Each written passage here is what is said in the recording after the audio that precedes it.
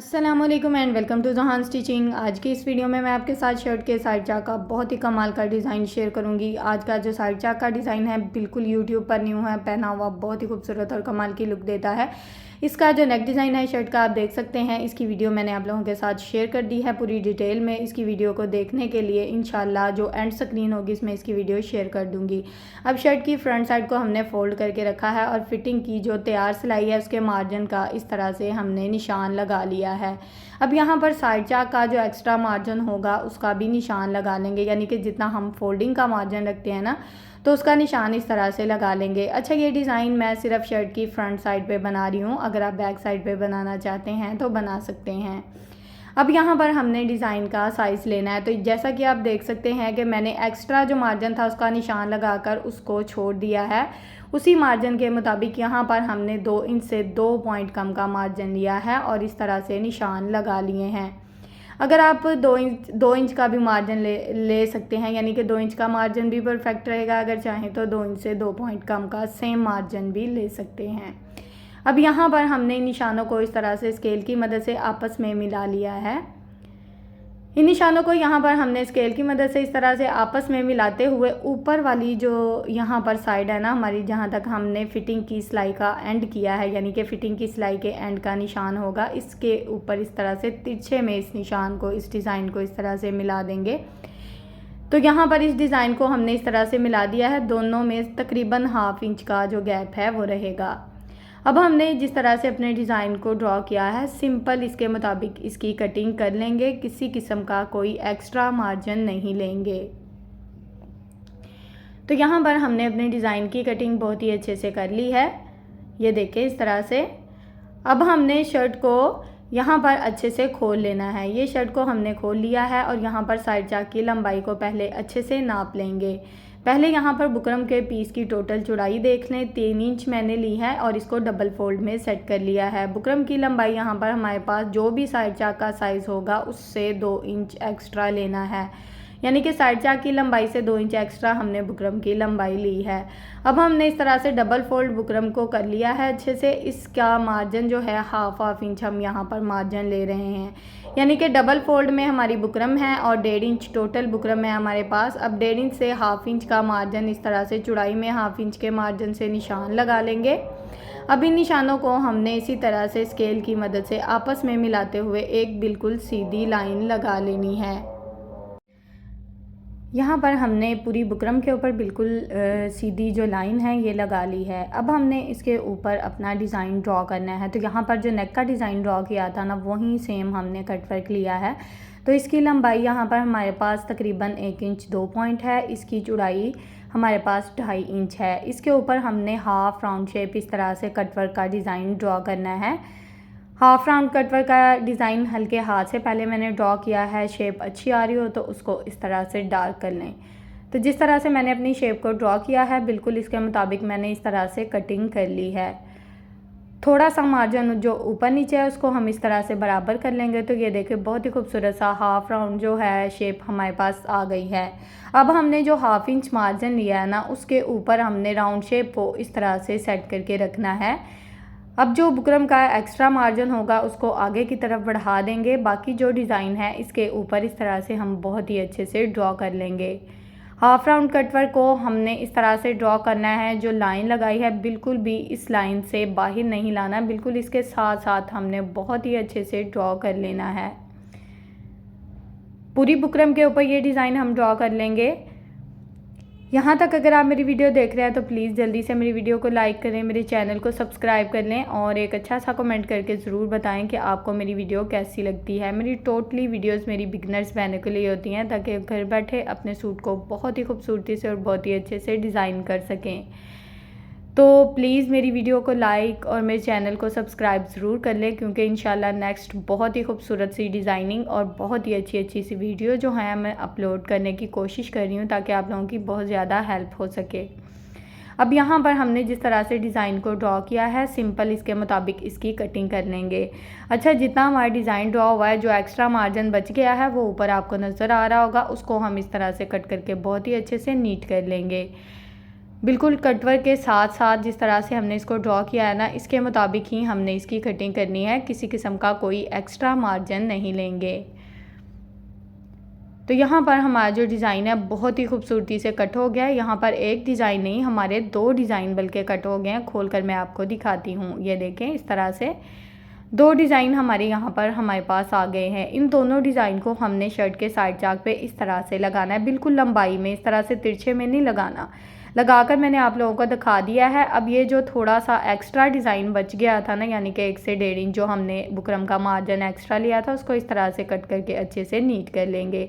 अब यहाँ पर मैंने ना बिल्कुल एक सीधी बारीक सी पट्टी लगा दी है और 1/2 इंच दोनों साइड से हमने कटवर्क का जो फैब्रिक का मार्जिन छोड़कर इस कटवर्क को लगाया है, ताकि जब हम इसको फ़ोल्ड करें तो बहुत ही अच्छे से इसका जो फोल्डिंग का दबाव है फैब्रिक का बहुत ही अच्छे से आए।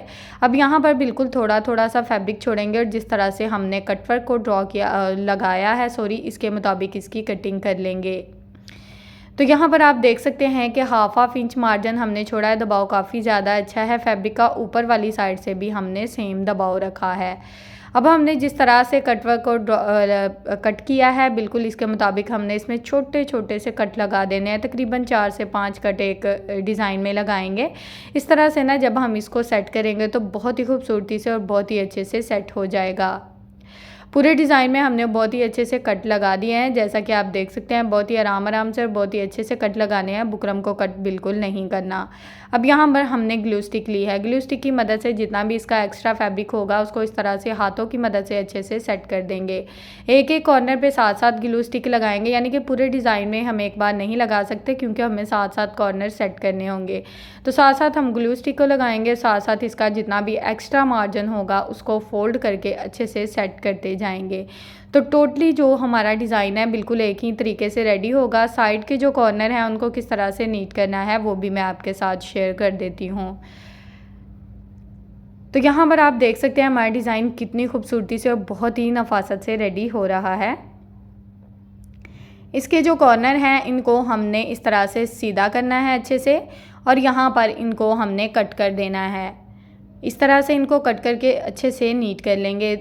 किसी किस्म का कोई एक्स्ट्रा जो मार्जिन है वो हमारे पास नहीं आएगा। यहाँ तक आप देख सकते हैं, ये देखिए कितनी खूबसूरती से ये डिज़ाइन यहाँ पर बन रहा है। अब बाकी का जो डिज़ाइन है मैंने सोचा थोड़ा सा ऊपर से भी आपको दिखा दूँ कि ये फैब्रिक किस तरह से सेट होगा। ये देखिए यहाँ पर जो हमने बिल्कुल सीधी पट्टी लगाई है बुकरम की, इसको हम इस तरह से हाथों की मदद से अच्छे से सेट कर लेंगे। ये देखिए कितने अच्छे से यहाँ पर ये पट्टी सेट हो गई है हमारी। अब यहाँ पर इस डिज़ाइन को भी सेम उसी तरह से नीट करके अच्छे से इसको सेट कर लेना है। तो यहाँ पर जितना एक्स्ट्रा मार्जिन था हमने इसका कट करके बहुत ही अच्छे से सेट कर लिया है। दोनों साइड का जो साइड चाक है बहुत ही अच्छे से रेडी हो चुका है। अब यहाँ पर हमने सिंगल फैब्रिक लिया है, ये ऑर्गेन्जा फैब्रिक है, इसको टिश्यू भी बोलते हैं, ठीक है।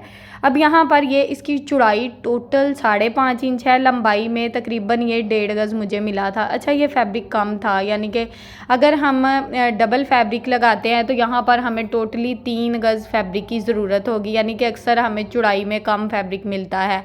अगर तो चौड़ाई में फैब्रिक ज़्यादा होता है तो वो आधे गज़ में ही कवर हो जाता है, लेकिन यहाँ पर मुझे ना इस फैब्रिक की चौड़ाई ही कम मिली थी, तो इसलिए मैंने इसके ऊपर पिंटेक्स डालने थे। तो 1.5 गज़ में मेरे फ्रंट के जो साइड चाक थे बहुत ही अच्छे से कवर हो गए हैं। आज मैं बताऊंगी कि इस फैब्रिक का कलर किस तरह से हम लाइट वेट रखते हैं, यानी कि लाइट कलर किस तरह से आएगा। तो इस वीडियो को आपने स्किप नहीं करना, पूरा देखना है। यहाँ पर आप देख सकते हैं कि मैंने इसके ऊपर बिल्कुल किनारे किनारे के पिंटेक्स डाल लिए हैं। तकरीबन सेंटर मार्जिन हमारा पिंटेक्स का जो है ये 1-1 इंच रहेगा। इसी तरह से टोटली पट्टी के ऊपर हमने पिंटेक्स डाल लिए हैं। ये देखें पट्टी की लुक कुछ इस तरह से आई है। ये देखें पूरी लंबी पट्टी फ्रंट और दोनों फ्रंट साइड के जो साइड चाक है पट्टी रेडी कर ली है। नाप कर आपको अच्छे से दिखा दिया है कि इसकी टोटल चौड़ाई हमारे पास 5.5 इंच है। अब हमने यहाँ पर ये देखें 2 पट्टियाँ ली हैं, ये बिल्कुल सीधी पट्टियाँ हैं। इनकी चौड़ाई इनके ऊपर जो बुकरम लगाया है इनकी चौड़ाई 1.25 इंच है। अब पट्टी के साइड पे हमने 1/2 इंच फैब्रिक छोड़ा है। एक साइड का फैब्रिक जो था इसको हमने ग्लू लगाकर अच्छे से सेट कर लिया है। अब यहाँ पर लेस की जो सीधी साइड है वो नीचे की तरफ रहेगी, ठीक है, रफ साइड ऊपर की तरफ रहेगी और साइड से जो 1/2 इंच फैब्रिक था उसको हमने इस तरह से बढ़ा दिया है और इसके ऊपर हमने इस तरह से सिलाई चलानी है। यहाँ पर लेस आप बारीक भी लगा सकते हो, मेरे पास चौड़ाई में थोड़ी लेस थी तो मैंने यही लगा ली। तो इसको इसी तरह से बहुत ही अच्छे से सिलाई लगाकर कवर कर लेंगे। तो ये सिलाई यहाँ पर हमारी मुकम्मल हो गई है। ये देखें, थोड़ी सी सिलाई इसकी बुकरम के ऊपर आई है, तकरीबन 1/2 इंच बुकरम की पट्टी हमारे पास बच गई है और ये जो एक्स्ट्रा फैब्रिक है इसको इस तरह से सेट करके अच्छे से नीट कर लेंगे। अब यहाँ पर ऑर्गेन्जा फैब्रिक को ना हमने इसकी सीधी साइड यानी कि पिंटेक्स वाली साइड को नीचे की तरफ कर दिया है, रफ साइड को ऊपर की तरफ रखा है और इस पट्टी की लेस वाली साइड को इस तरह से इसके ऊपर रखते हुए दबाव अच्छा खासा रखना है ताकि फैब्रिक बाद में निकले ना। इसका जो एक्स्ट्रा फैब्रिक था उसको कट कर दिया है, बिल्कुल लेस के साथ साथ सिलाई चलाई है। तो देखें कितने अच्छे से, ये देखें इस तरह से ये पट्टी सीधी साइड पे आ जाएगी पिंटेक्स वाली साइड पे और ये बहुत ही अच्छे से गुम तरीके से हमारा जो ऑर्गेन्जा फैब्रिक है ये यहाँ पर लग जाएगा। तो इसी तरह से हमने यहाँ पर इसके ऊपर सिलाई चलाते हुए बिल्कुल किनारे की सिलाई चलानी है और इस सिलाई को यहाँ तक मुकम्मल कर लेना है। अब यहाँ पर हमने एक वाइट ऑफ वाइट कलर का, शर्ट में ऑफ वाइट कलर आ रहा था तो मुझे ना ऑर्गेन्जा का जो डिज़ाइन है इसका कलर लाइट चाहिए था। अगर आप सेम कलर का फैब्रिक लगाना चाहें तो आप लगा सकते हैं, ठीक है। मैं यहाँ पर लाइट कलर लगा रही हूँ। इसकी चौड़ाई जो है वो सेम जितना हमारा 5.5 इंच का पहले फैब्रिक था उतना ही है और लंबाई भी सेम है। अब हमने इसके ऊपर भी इस तरह से इसको नीचे वाली साइड पे रखा और इस तरह से बिल्कुल लेस की सिलाई के साथ साथ इसके ऊपर सिलाई चला लिया और देखें कितने अच्छे से गुम तरीके से, हमारी किसी किस्म के कोई एक्स्ट्रा फैब्रिक नज़र नहीं आ रहे। तो ये लग गया, इसको हमने अच्छे से आयरन कर लिया है। अब यहाँ पर इसकी दोनों फैब्रिक को आपस में ज्वाइंट करने के लिए यहाँ पर इस तरह से सिलाई चला देंगे। तो ये देखें बैक साइड पे, ये देखें अब कितना लाइट कलर आ रहा है।